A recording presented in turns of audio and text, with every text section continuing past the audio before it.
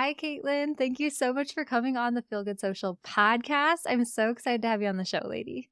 Hi, Kinsey. I'm very excited to be here and just excited to chat with you today. Yes. Oh, this is going to be a great chat. I can already feel it, guys. But before we dive into all things human design and content creation, I did just want you to introduce yourself a little bit. Tell us about yourself. Who are you? What do you do? Who do you serve? Yeah. Who am I? What do I do? Who do I serve? I think I always have trouble answering this question because I'm like, there's been so many iterations and I feel like we're constantly evolving. In this moment, I am a new mom. I'm an entrepreneur. I'm someone who loves to travel and just loves new adventures.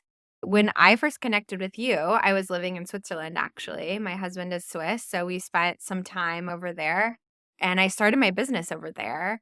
And I am a person who just loves systems that help us understand ourselves better. So, human design is one of those systems. I'm also a licensed therapist, and the type of therapy that I'm trained in, it's called internal family systems, which is another system that just helps us make meanings of ourselves and the world around us. And so, I love to help people get more clarity about themselves so they can live a really authentic and aligned life and so they can feel good, which I love that that's part of your mission and part of your brand. So that's me in a, like 30-second quick hit little minuscule piece. But who I serve in the world, I love to support women who are around like the Saturn return time period. So late 20s, early 30s, because I feel like it's this transition from what we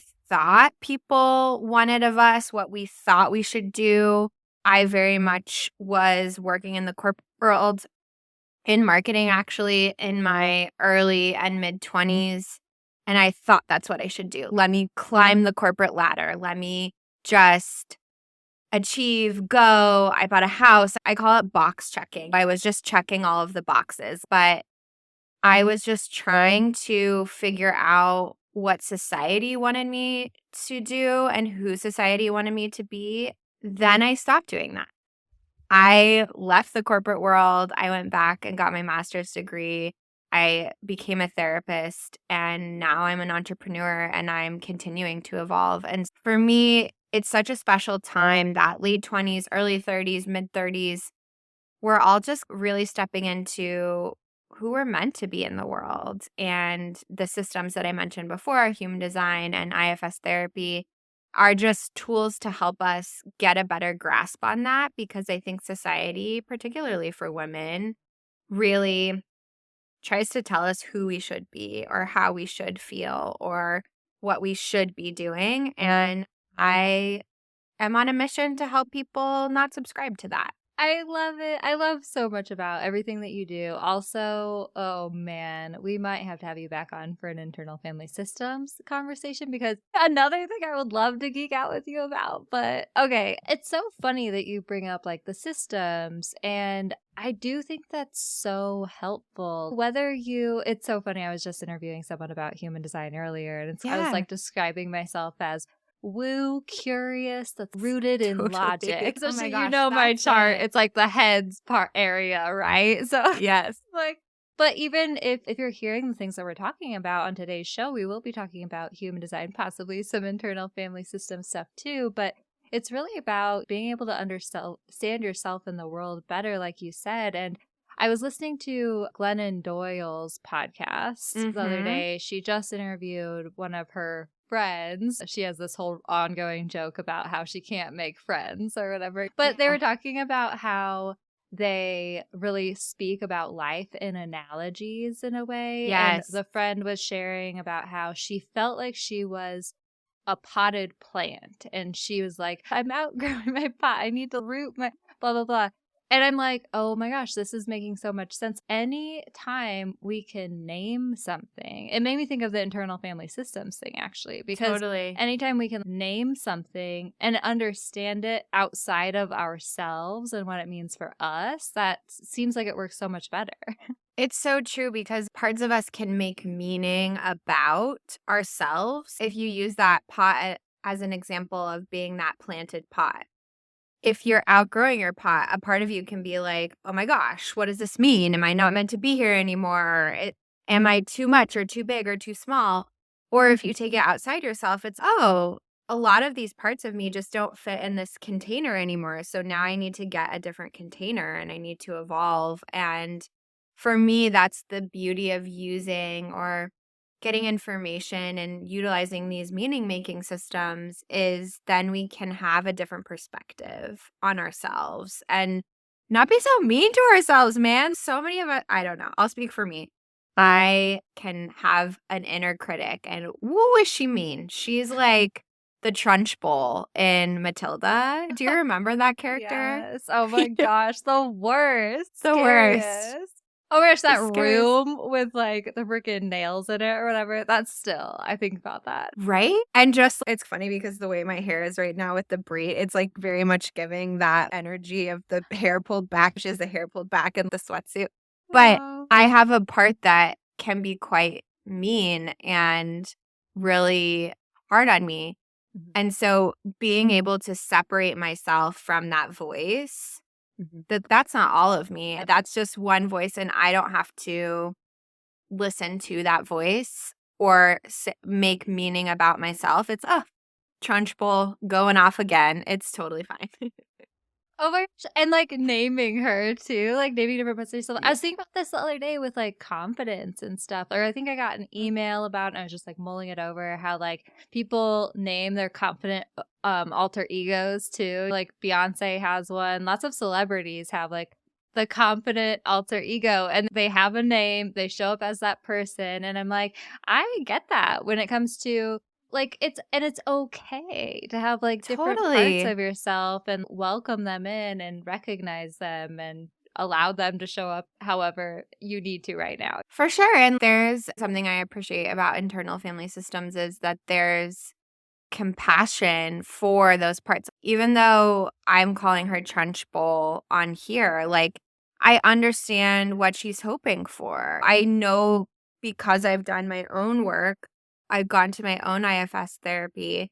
I know the intention behind it. I know why she's being mean. And I know that's coming from a place, it's like a misguided place. And then I can have more compassion for that. But yeah, anyways, I could talk about internal family systems for a long time and I don't I want to. know. Oh my gosh, we could totally go down that hole, but I did want to chat a little bit more so today about the human design stuff, and Yes. especially when it relates to content creation. So we'll get into that, guys. Don't worry. But before we dive deep into that stuff, if there's anyone out there who doesn't really understand what human design even is, can you please give us an overview of what we're even talking about Oh here? my gosh, of course. I feel like this is much needed because it does feel like it's floating out here and we want to bring it down. So I'll speak in analogies as well. First of all, it has a very interesting beginning. This guy who called himself Raw, this is where I think people get turned off by it because they're like, wait a second, what? This white dude who called himself Raw went out to the woods and said he downloaded this system, but the premise of human design is really that it's based on energy types and how we are designed to show up in the world. And I like to think about it as like a sports team, right? I played basketball growing up, I played soccer growing up. And not every single person plays the same position, right? You don't have 5 goalies on the team, you have 1 goalie. Or you don't have 5 point guards, you have 1 point guard. In human design, there are different design types. Those are like the different positions in sports, and they have a different intention of what they're meant to do. And when we can understand how we fit into the team, the collective world, we can really show up and do our job as the point guard or the goalie a lot better and it feels better in our energy because we're meant to be the goalie. We're like, I am the best goalie. I am like World Cup status, saving those goals goalie. So if you think of it like that, there's a lot of that's kind of the high level. But for anyone who's a visual learner, if you look at your chart, there's like a little person and there's a body.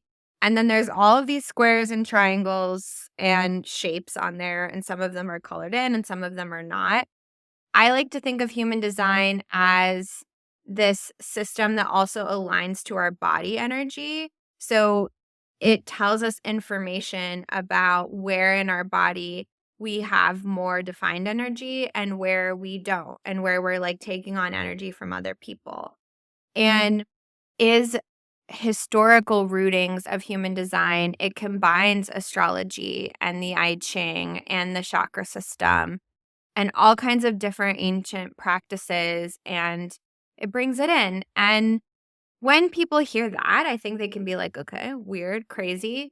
But I'll just tell a quick story about my 65-year-old sweet father who is so not woo, it's not even funny. I think if I was like, "Dad, what's astrology?" He'd be like, Something about the stars? I don't know. I have no idea." And a couple of years ago, because I had been talking and raving about human design for a long time, he was like, "What is that? What does it mean?" And I was like, "Let me get you a chart, a printout of your chart that explains it to you." And I got it for him, Kenzie, and he to this day, still talks about he's a manifester. I'm a manifester. And that means that I am like meant to work by myself and I don't need other people. He just felt so seen and understood. And because I think he's felt so misunderstood for so much of his life, human design just basically gave him this huge permission to see those parts of himself that maybe society was shaming him for. Manifestors have an intense energy and they can be really direct. Sometimes they can be really initiating.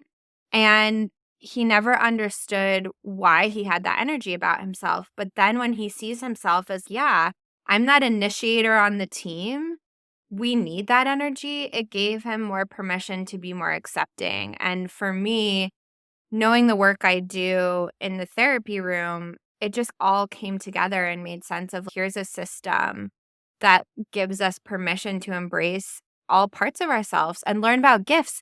You and I were DMing, you're like, what is this gifts thing? Because it's not on every single chart. And it's about the kind of energy you have flowing from different points of your body. And, anyways, knowing your gifts, it's, oh, cool. I know that I have the gift of ideas, which is great. I have 10,000 ideas. If you need a business idea, hit me up. I got a million in a Notion document. But knowing that I need support bringing those ideas to life then also helps me ask for what I need in a different way. So I just think it's a system that helps us understand ourselves better and helps us be in better, more harmonious relationships with other people too, and helps us design our businesses in such cool ways. Anyways, I'm Yeah. getting excited, but I hope this I makes sense. No, totally. I think it's really interesting. And yeah, it's just go look up your chart and see what's Yes. resonating. And I think that also another thing with human design often is it's a little bit confusing somewhat when you just are starting out. So that's where you go listen to Caitlin's podcast or I've been using ChatGPT. I've just been screenshotting and throwing my chart in there and being like, what can you tell me about this? Makes it Such a so great easy. idea. It makes it Yeah. so easy. I'm actually coming out with a freebie that's going to explain the chart for anyone who has Mm, logical parts that are like, what is this triangle thing? I am going to create a guide that's step by step explaining this and breaking this perfect. down so it can be more easy to digest because there's a lot happening and it's really overwhelming at first. Totally. And I'm over here laughing because I'm that logical person who definitely would need that for sure. But yeah, and also who cares necessarily if you believe it or not or whatever it is. It's helpful helpful. I love that your Yes. dad felt seen. My husband is also a manifester, but I think often too with guys, they feel a lot more of that shame sometimes when they feel like because they Totally. aren't able to express it maybe as easily sometimes. Completely. One aspect of my dad's chart is he has a defined emotional center. So he feels the high highs of emotions and the low lows. And he wasn't really given permission to be a more emotional person throughout his life.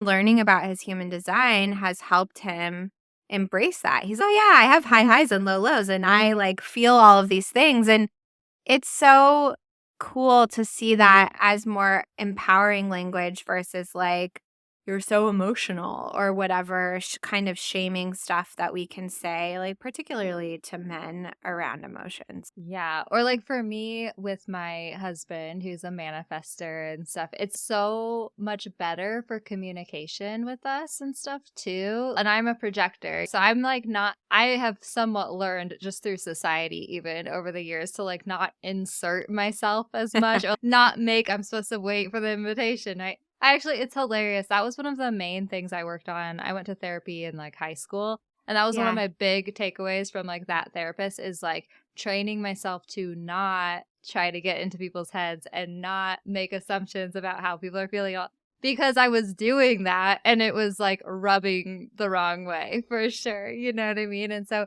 I'm like that. And then him as a manifestor, he likes to just go do things and thinks that I know what he's doing Oh my and I gosh. don't. So it's good for I communication for sure. 1,000%. In fact, today I have a podcast episode releasing that's about how knowing your human design can improve your relationships. And it's exactly that.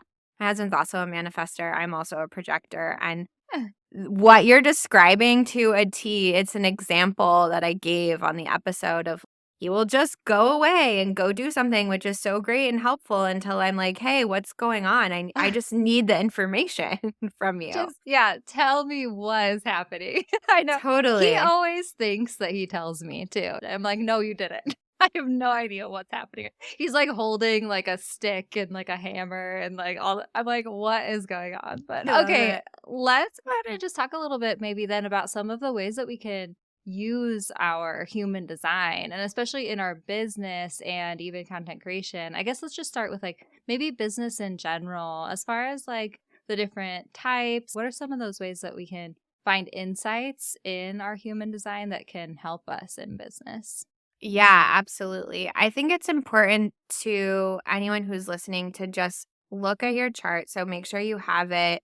Once you have your chart, I think the biggest thing, the like high level piece that I'll be speaking to today is your energy type. So looking at your energy type, there are five. I was talking about the different positions on a team.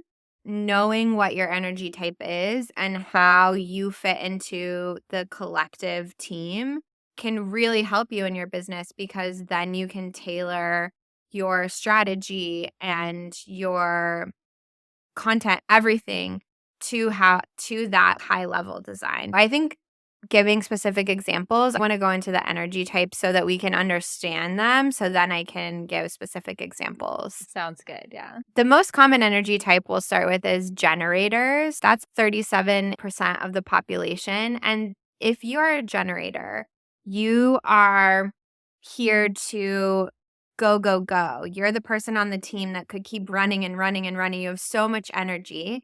It's in your name. You generate your own energy and you are really meant to respond to things. So you're like, ooh, that's cool. I love that. I'm going to think about this. So, in business, as a generator, you really want to focus on things that bring you joy and light you up because that's going to keep giving you that like beautiful energy to keep your engine running. It's like junk food versus food that's more nourishing. As a generator, if you're just consuming junk, like things that don't light you up, if you're not in a job that's exciting, if you're not doing work that's exciting, you're going to start to feel bad, even though you have a lot of energy, because it's not like quality oil for the machine. And trust me, I love I love candy. I love unhealthy food 100%.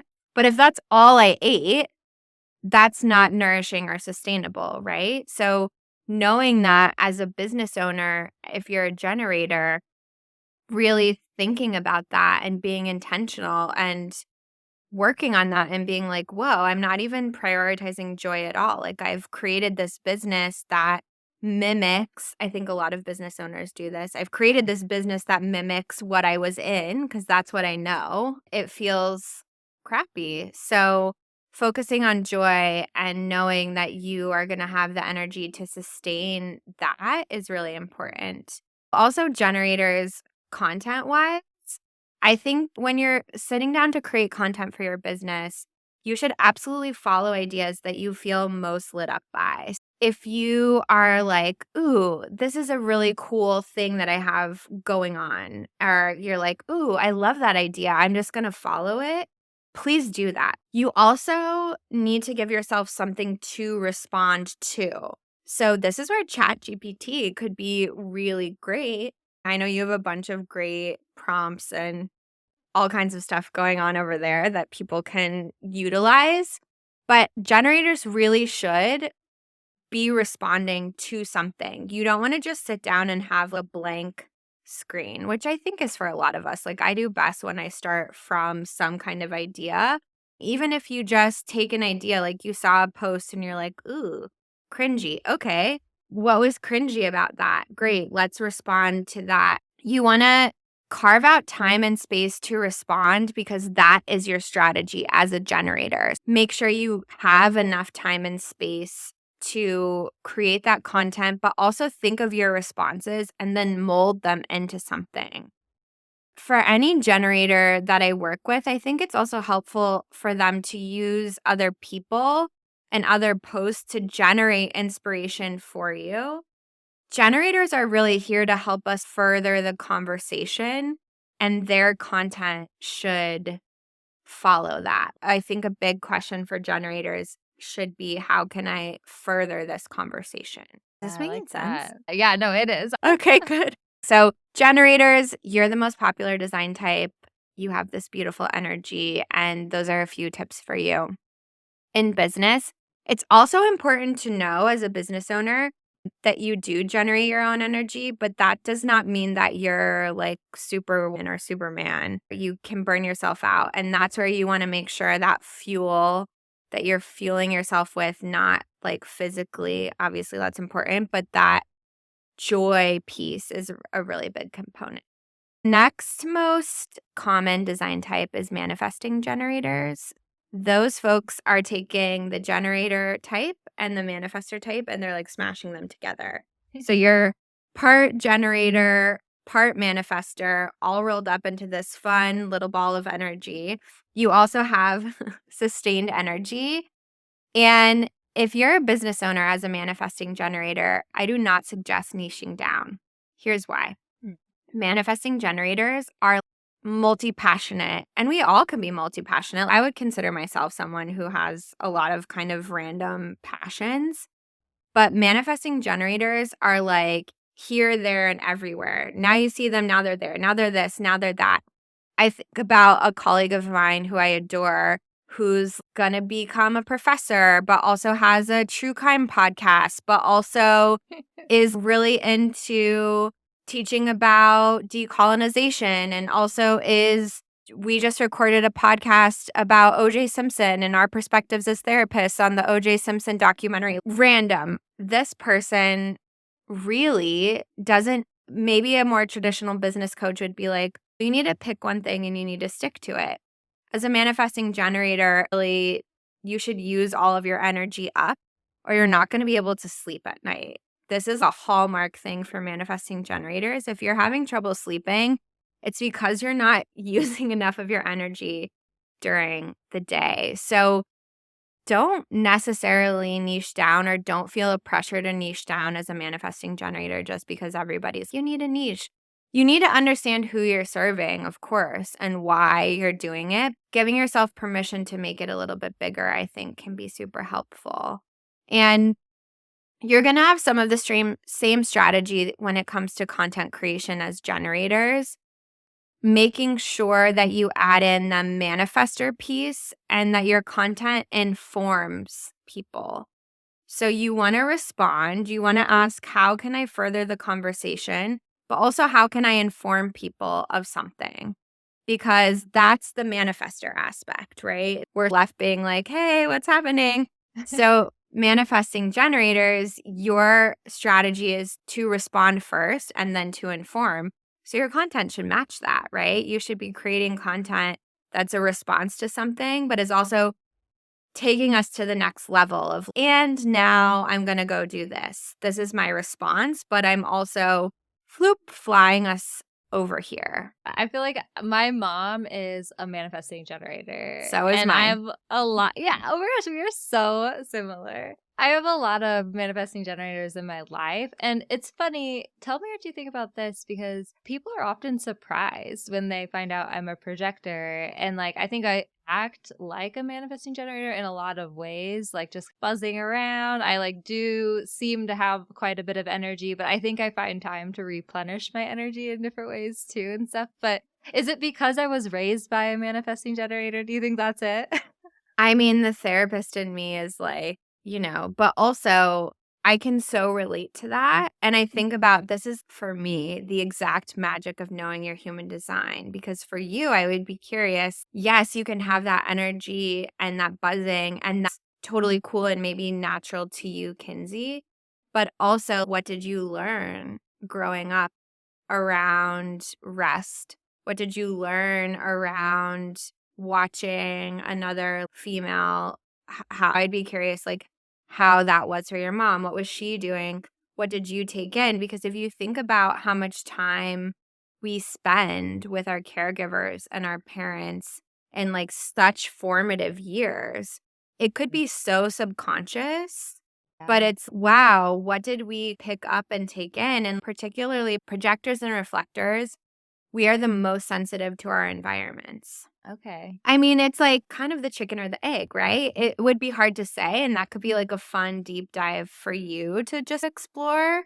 But yeah, there's something to be said about how our charts are influenced by the people that we're around. You are picking up her consistent energy, her ongoing energy, and whatever other defined centers that she has, especially if you're so your centers, most of your chart is undefined besides your heart center, your throat center, and your ajna center. And so else, if we pulled up your mom's chart, you're going to have that definition when you're around her, which is really interesting. Oh, I'll have to look at her chart after this. Right. You Yeah. will. I've definitely picked up like the multi passionate thing from her for sure. I can feel that. And if anything, I definitely know that she's always given me permission to be multi passionate and to follow different things in life and not be too worried about what does this mean? The security Yes. thing. Like, I don't have any issues with that security thing as far as pivoting and coming over here and trying this and doing this. And she's always, okay, her I'll just throw her under the bus here. Her basement has all of the different as seen on TV products, Oh different my like gosh, I love it. craft products. And she's, I might want to pick that up again someday. I don't want to get rid of it. I'm like, okay, mom, just keep on manifest generating or whatever. Yeah, just keep doing your little random things here. I can so relate. Even career-wise, my mom was a flight attendant, but then she also sold clothes, and then she also was a mom, and then she also Yeah. and, like, all of those things. So, I think it's great, though, like, it's okay if we are influenced by that. There's something beautiful about what you were sharing around, like, that permission to be multi-passionate and to not have any meaning about pivoting. That's part of the evolution, and this is where I love human design is like that's just information and that helps you get clear about Kinsey and then your mom and how you can influence one another, which isn't good or bad. It's just, oh, being aware that influence is there. Yeah. Yes. I love it. Okay. Let's go on to projector. Let's go to projectors, Kinsey and I. So 20% of the population, and projectors are the people on the team that are a lot of human design literature calls us like the guides. I think we've been referred to as the owls, like the little wise owls. That one didn't resonate as much for me, but what you really need to know is Your energy is best served when you are seeing deeply into someone else. So, if you have your own business, you want to make sure that you're using your energy in a way that helps you guide or facilitate something. I think of projectors more as the people who have a really cool bird's eye view. Like, we're up in the airplane and we're like, oh, yeah, we can see that town and that mountain range and this and that. And not everyone has that perspective. And if you are an entrepreneur as a projector, make sure you're doing something where you're offering your perspective to help others see themselves more clearly in some way, shape, or form.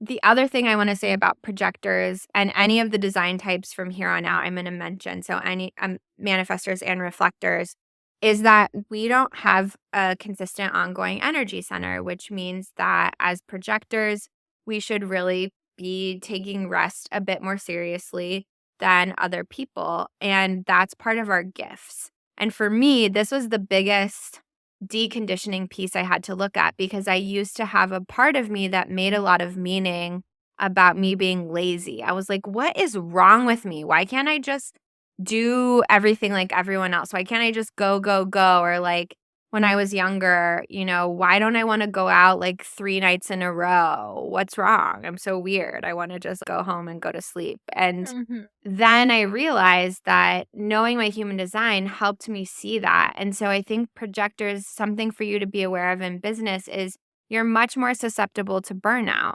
because you are operating in a world where 70% of the population, manifesting generators and generators, have that consistent energy. Our world is built for them, built by them, and that's great.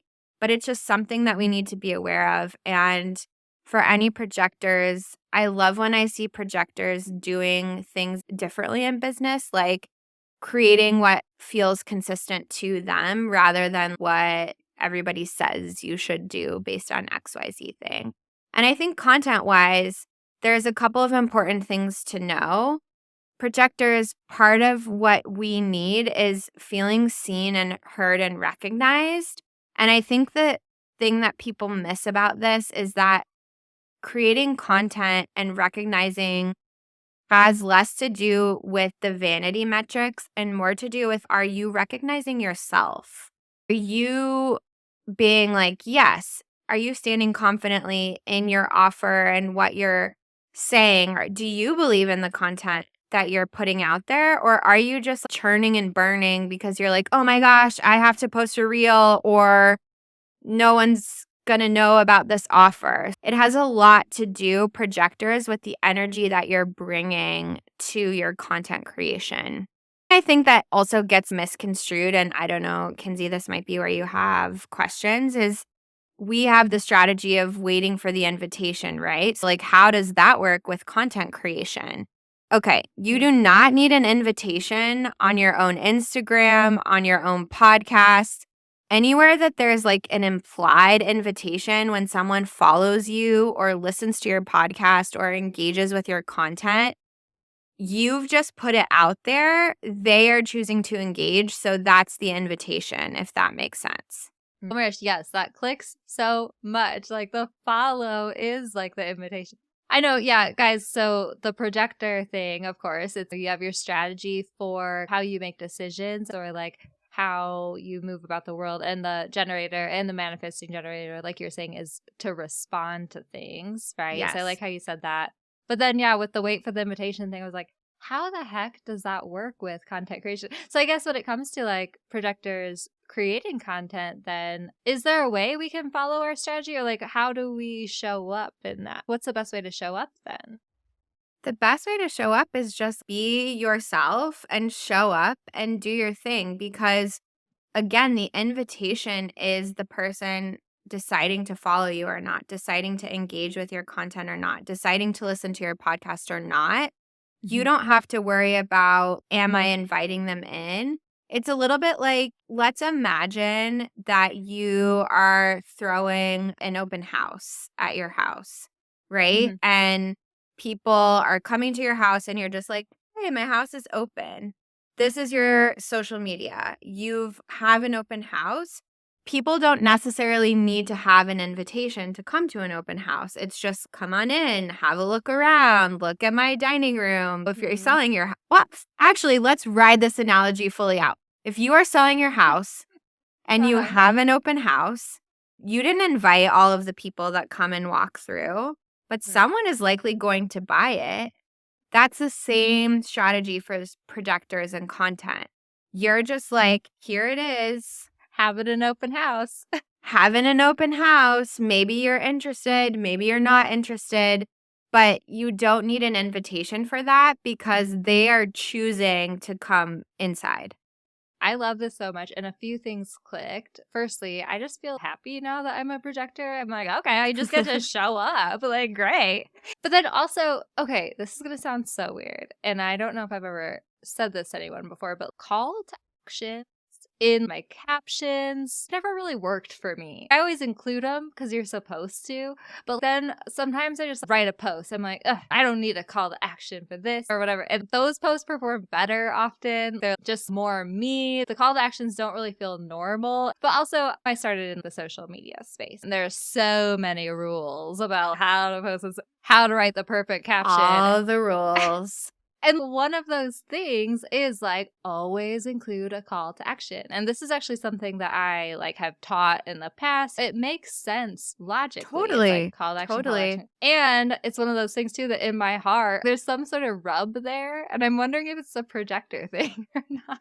I can imagine that because I felt similarly. I noticed that sometimes I'll just forget them, but I think it's actually that the call to action is either you want to work with me or you don't. That's Yeah. it. That's the call to action. There's definitely a time and a place for it, but I think that's what you're saying. You are noticing that energetically you want to be recognized first, maybe before there is that call to action Mm. from the other person. Human design really is an experiment. You're meant to take this information and then experiment with it, which I love because I'm like, I'm going to nerd out on this. And so that's something that's going to be really fun for you to continue to experiment with in your content is like, how can I just show up in the way that naturally feels good to me and throw the rules away and be like, okay, let me just try this for a week and not post any calls to action and see what happens.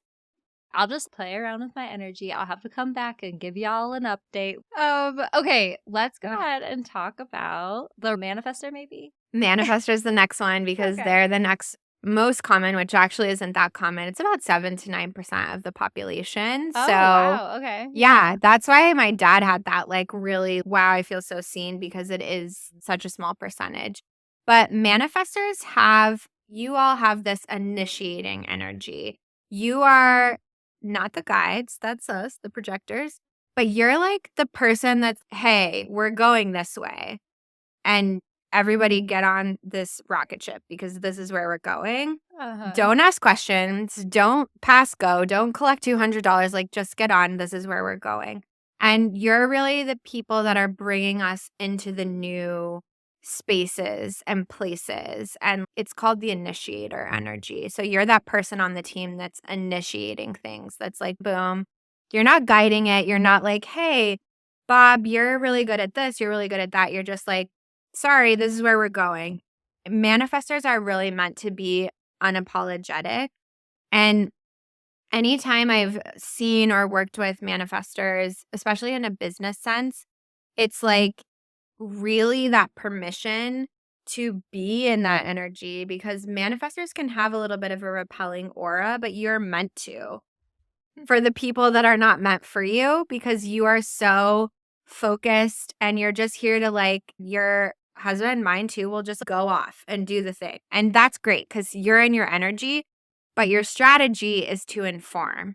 And so when you're thinking of content, you want to inform people in your content. And you really have to do that first because that's what's going to help bring you to success. So let's say someone who's a manifestor is going through a business pivot. It's so important that they share that and explain that and say and inform people like, Mhm. hey, I'm going from this thing in my business to this thing in my business, and here's why. Other design types may not need to do that, but manifestors energetically, you need to because that's part of your strategy. And you don't need anyone's permission. You don't have to ask anybody. There's no poll. There's no, do you think I should do this? It's do it. Don't apologize, but make sure you let us know that it's happening. Oh my gosh, I'm like cracking up because yeah, like thinking about just like Brett in our life. And yeah, I'm getting a sense of like how all these different parts and pieces of the team, the players, like kind of do fit Yes. together in the world. Yeah, and I think that's helpful to understand because then, at least for me, it's cool. If I'm like staying in my projector lane and I'm here guiding and talking about these things and staying in my own energy, then I'm helping support the collective because then the generator is my son, who's 6 months old, is a generator. And like, he gives me so much energy and brings me so much joy. And if I stay in my lane and I keep help guiding him to do things that light him up, like we have this beautiful relationship where we're each mutually benefiting from it. And it's when we try to shut down or shame or not allow people to step into their design. And I used to do this to my husband before I knew about human design. I would be like, "What's wrong with you? Why can't you just tell me what you're doing?" And it would be so frustrating. And now Uh-huh. I'm like, "Hey, that's amazing that you are just in your manifestor energy. Please don't forget to tell me that you're going off to do that. I love you." I know, and I've told my husband, you have to invite me to tell you my opinion because I will tell you. And it's so funny. Oh my gosh, I've had so many times with my husband where, okay, let's use remodeling for example, because we've had lots of experiences with remodeling. If you can't Yeah. tell, my manifestor image of my husband is him holding a hammer, right? I have had so many instances where we're like thinking about like a room and stuff, and I'm just like, oh, what if we did this? And he's no, and like immediately rejects it. And then 2 weeks later comes back around and is, hey, so I'm thinking maybe we do this. And it's like this, and I'm like, and he's like, you're right. I should always listen to you. You're always right. Now I'm going to tell him that he just needs to ask my opinion more often, which I think he's doing a better job of, if we're honest. Yeah, but that's that thing, right? Where like that might feel just a little bit more cozier for you both because Mm. I can relate to this a lot too. Is now with my husband, especially if it comes to work, I'm like, are you venting or do you want to know what I think? Sometimes he'll be like, okay, I want to know what you think. And then sometimes he won't. But that's been so helpful, like both protecting my energy from just giving that advice that he may or may not want but Mhm. also in him being available to receive it. So it's so powerful. Once you have this information, it's, oh, we can just work out these kinks together Yeah. and not make meaning about them or about the Mhm. relationship, but just honor who each of us truly are, which I think is so cool. Yeah, one thing for manifestors that can be really powerful around content creation, actually, two things. One is creating content solo can be really great for manifestors, even though they don't have that defined energy. But projectors and reflectors would really benefit from doing a focus mate or having a content creation session because then we're getting that beautiful energy. Manifestors need to be unapologetic and not be influenced, but Mhm. projectors, reflectors, the rest of us are like, yeah, give me your yummy ideas and all of your joy and all of those things. So that's really important distinction.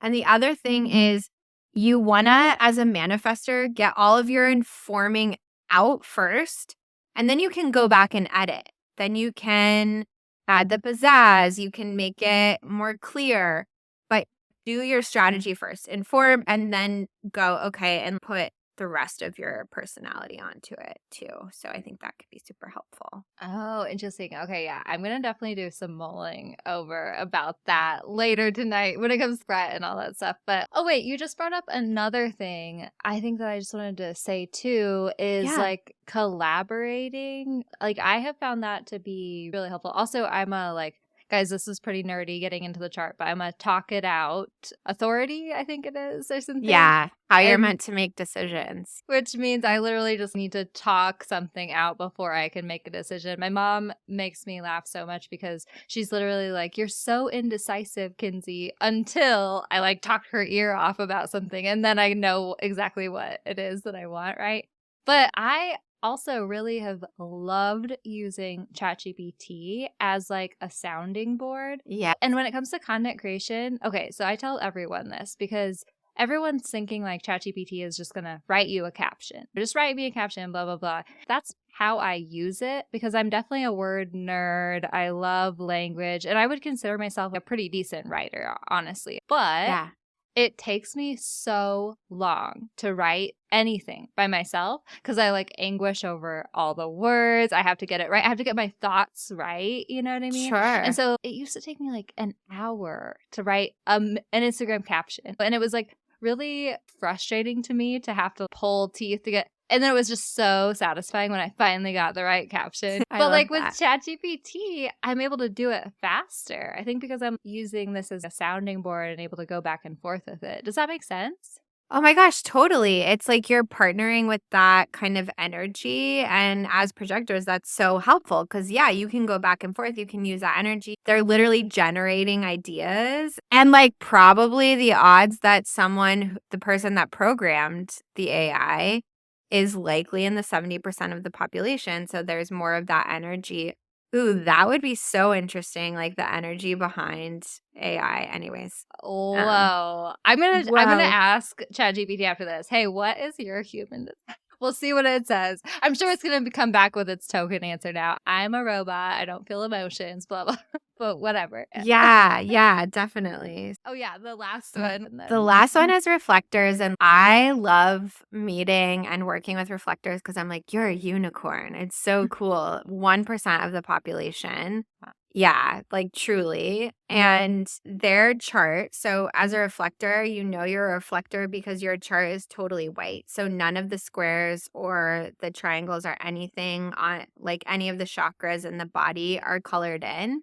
So you're like completely clear. You're like this vessel that just reflects all of the energy around you. When you're a part of the team, we need that because we need someone to be like, hey, everybody, look, this is how we're doing. This is what I'm seeing. I'm holding up a mirror. Look at yourselves. Look in the mirror.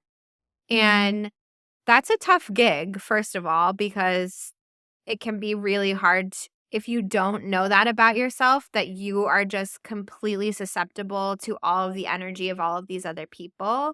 So I think reflectors, when they find out they're a reflector, they're like, oh my goodness. If you have a business as a reflector, there are a few things I would recommend. One is making sure that you have some kind of way to be alone in your own energy in an environment that feels good to you as a reset button. We all need it, but you out of anyone needs it because anytime you step into the world or work with someone else, you are picking up again all of that energy. So, a lot of reflectors I've worked with have been like, it's really hard to know what's mine versus what's other people's. And that can be super, super tricky. So, that's just a like business piece for reflectors. And again, reflectors, you are most influenced by the people and the places around you. So, if you're working on content, go to a place or a space where you're like, yes, this feels so good. That's going to bring you a lot of that energy to create really great content. And I also think that you can post when it feels right for you. Reflectors are really meant to take their time. Their strategy is to wait an entire moon cycle, 28 days, so it's okay to move at a slower pace as a reflector and not feel this pressure to create a lot of content. One of my favorite reflector creators is Chelsea Rife. She has a podcast called In My Non Expert Opinion. And she actually doesn't use Instagram as her main strategy, but repurposes content from her podcast on Instagram and uses it in that way. And I think that's such a beautiful example of being a reflector because reflectors are here to sample different things and then show it all back. So it's like she's sampling, doing the interviews, and then giving us all, hey, here's a little sample of this, here's a little sample of that. So that's a great way. And really, you should wait for clarity a lot of the times before you focus while everything's simmering, just talk stuff out with people that you trust. The thing I love about reflectors and content creation is inspiration comes from the most interesting places.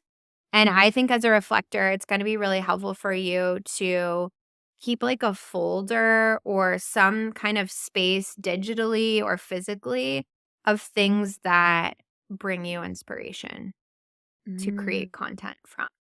Oh, man. Okay. Wow. Thank you so much for sharing all of this with us. I Yes. feel like I have so much to digest. I can't wait to edit this episode so I can go back and listen to it again. But That's um always the best in the editing is, "Oh, yeah, completely forgot about that." You, like, learn it again, which is so yeah. great. Okay. Thank you so much. Please share with everyone how they can connect with you and find you. Yeah, thank you. The best place to connect with me is probably on my website, which is www.caitlansiegenthaler.com. From there, you can find my Instagram, you can find my podcast, you can find all of my offerings around human design and IFS therapy and all of the things. And that's the best place to get it all and choose your own adventure. From there, I have a bunch of free resources there too, which might help you. Yeah. Yay. And we'll link it in the show notes too, guys. So you can just Perfect. click Thank down you. there. But yes, thank you so much. I've loved the conversation so much. Same. Thank you so much for having me, Kinsey. This was a blast.